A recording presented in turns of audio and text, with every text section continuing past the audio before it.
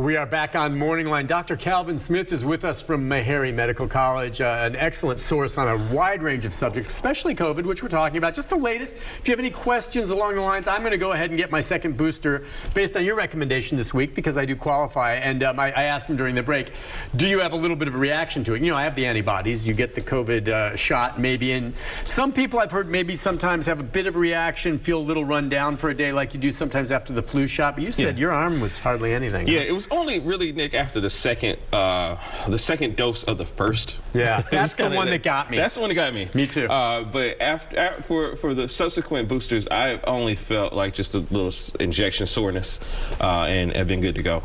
Okay, good to know. If you're thinking about getting, again, those who qualify for the booster are those who have immunocompromised conditions or health issues, and then those over age of 50, I think, right now. Correct. Okay, let's go to Ann. Ann, good morning. Hi, Ann. Good morning. I'm fully boosted of times 4. 2 full shots, 2 boosters. But my question is, not long after my 4th shot, which was actually I believe, a full dose, which was approximately the end of February, 1st of March, I had my prednisone and my methotrexate increased, as well as Enbrel started on me because of rheumatoid factors.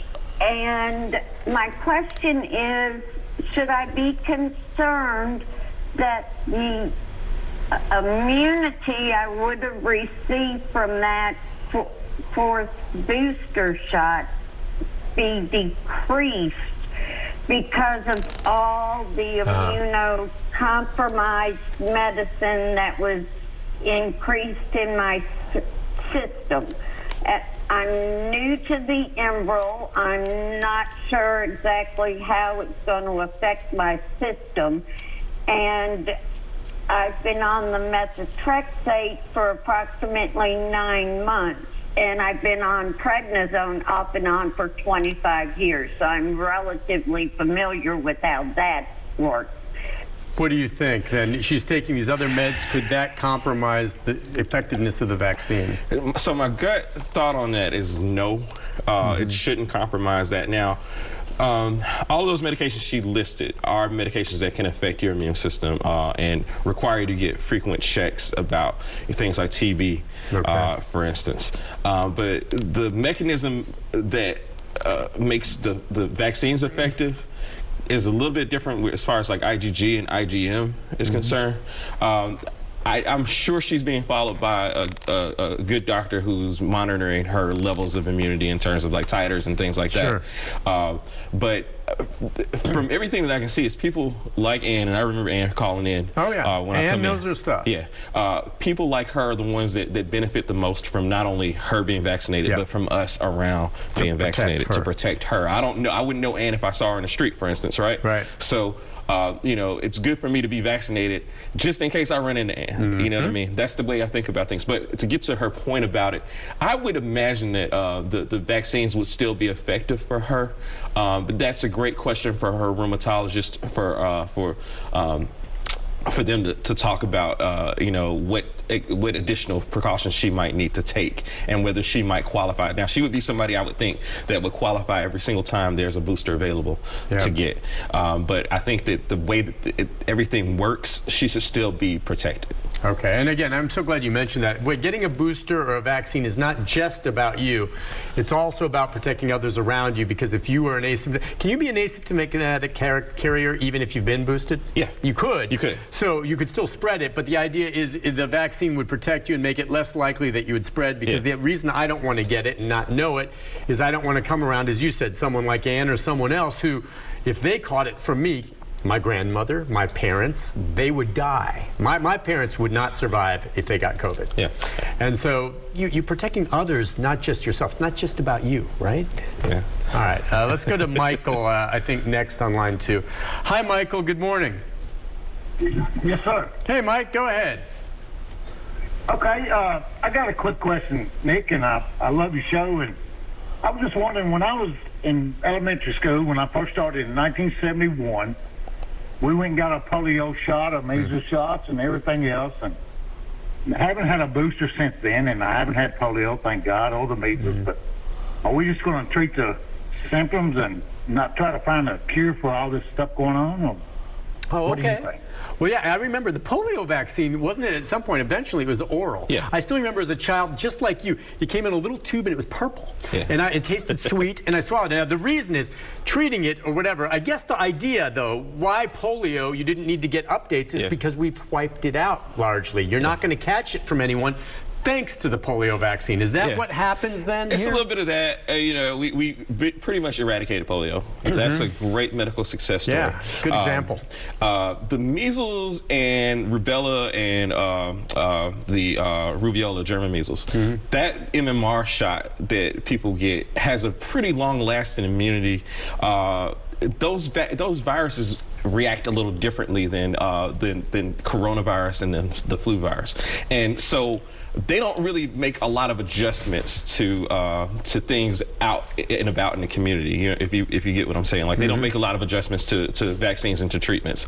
The flu and coronavirus have shown remarkable adaptability. Yeah. They will change their DNA slightly. Right. And so those are the reasons why we have to get boosters for those particular viruses. The possibility, there was a very real possibility, and you notice I used the past tense was, a very real possibility for us to have eradicated coronavirus, at least the COVID, the novel. The original one? Yes, Dr. Hildreth would kill me for not saying the technical name for it. But that version of the virus we could have eradicated with the vaccines. And, you know, we missed that opportunity, but I think we have enough immunity out in the community. We're getting closer to. Herd immunity. We're getting closer and closer and closer to it. And the virus, as you've seen, has adapted as well. And so the virus, you know, is becoming more. So if we're in a room, whereas in the past, if we were in a room and there were 10 people in there, coronavirus would have infected 5 of them. These new versions of it are much more infective, but they are weaker. They don't last the test of time. It's like Omicron. You talk about, people have gotten that. You can tell the difference. Sometimes with Omicron, you're not supposedly losing your sense of smell and taste. Right.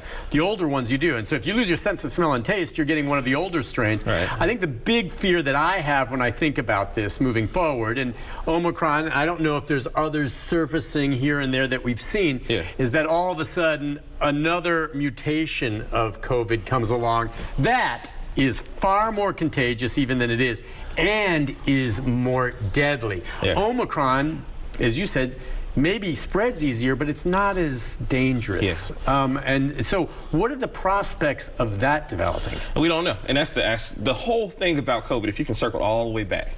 The whole thing about COVID was that we didn't know anything about it at all. We didn't understand it. We had never seen something, it was novel. We had never seen something that behaved the way that it behaved. We knew about coronaviruses because we've been seeing and dealing with coronaviruses our entire existence, okay? But we had never seen a coronavirus behave the way that COVID behaved, with the spike proteins and with the affinity to the blood vessels, and with the way that it affected the lungs and the way that it affected the taste and smell. We'd never seen something like that happen. So how it will behave in the future, we are not certain. We have some really good ideas as to what predictive models might say. And, you know, we can go based on the behavior of past viruses and how viruses have, like the flu, have behaved in the past in terms of wanting to survive and propagate. And, you know, because again, a virus is simply trying to reproduce. I've used a lot cruder terms in parties to talk about how viruses behave, but viruses are very, very active. They're trying to have the same kind of summer and enjoy themselves that we are. And so they really, they want to make themselves more readily available. They also want to stay strong. They want to live longer. So they fight that same kind of battle. We've been fortunate enough in our studies to understand how viruses do make those changes and how they enter the body. And so with us being able to do those things, we've been able to stay ahead of the curve with the science. And it's just a matter of people listening to the science and getting enough of an understanding of the science. Like, I don't expect people to understand medicine like I understand medicine. But I want you to trust that me, my colleagues that are working with me, we have studied and we care about people. We don't want to see people sick. We don't want to see people suffering. We don't want to see people with long haul symptoms that we have to understand down the road. And that's part of, as we go to the break, he was talking about. You've made the point about vaccines, and prevention is really the key to eradicate it. But once these people get it, is there a cure? Like most viruses, all you can do is treat the symptoms. You can't, that's just it. And so there are new things coming along. I've seen pills that they can give patients, but really nothing's come along yet that solves these long haulers flat out and brings back someone's taste and smell instantly, or if they're suffering from chronic fatigue, things like this, except, you know, taking care of yourself in time. And with time, most of these people bounce back. But, you know, who wants to go without taste and smell for a year? So the best thing about like treatments for viruses is that if you find out about you being sick pretty early on, the earlier you have symptoms, a lot of these treatments that are out there, for instance, the Tamiflu, they're very effective at shortening the period of time, decreasing the reproduction of those viruses. So we are on the verge of medications very similar to that being readily available for people to help you once you get it. Once you get it, but you'll still have to recognize and know that you have these symptoms and go in. Take a break on that note. We come back. We've got more phone calls for you, more of our conversation with the good doctor here right after this. Stay with us.